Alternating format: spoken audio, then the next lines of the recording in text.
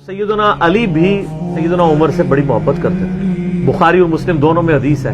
अब्दुल्लाह इब्न अब्बास कहते हैं कि सैयदना उमर की मैयत रखी हुई थी और लोग उनकी मैयत पे रो रहे थे और अपने अपने अंदाज में उनके ऊपर सलाम पेश कर रहे थे कि आपकी वजह से अल्लाह ने इस्लाम को इतना उरूज दिया, रोमन और पर्शियन अम्पायर गिर गई, यरमूक और कादसिया में अल्लाह ने मुसलमानों को फतुहात दी।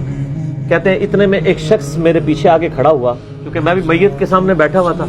उसने मेरे कंधे के ऊपर आके यूं कोहनी रख ली और उसने सैयदना उमर की मैयत को मुखातिब करके कहा कि अल्लाह तुझ पे रहम करे ऐ उमर इब्न खत्ताब।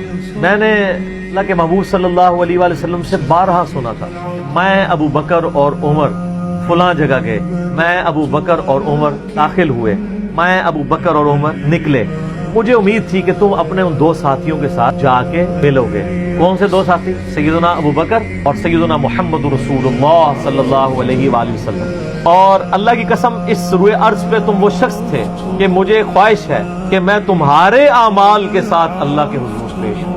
जाहिर है इतना बड़ा उरूज सर, इंसानी तारीख का सबसे बड़ा रेवोल्यूशन, और ये अल्लाह का मौजज़ा है। नबी इस्लाम की मुबारक जिंदगी में इनकलाब आता ना, तो इस तरह के तो बहुत लीडर पहले भी आए थे जिन्होंने अपनी जिंदगियों में इनकलाब लेके आए थे। मौजज़ा ये था कि वो शख्स दुनिया से चला गया, हजारों उसके मानने वाले मुर्तद हो गए अरब कबाइल, और चंद मुखलिस साथी साथ हैं, उसके बावजूद अल्लाह ने रोमन और पर्शियन एम्पायर उल्टवा दिए। कितना बड़ा मौजज़ा है।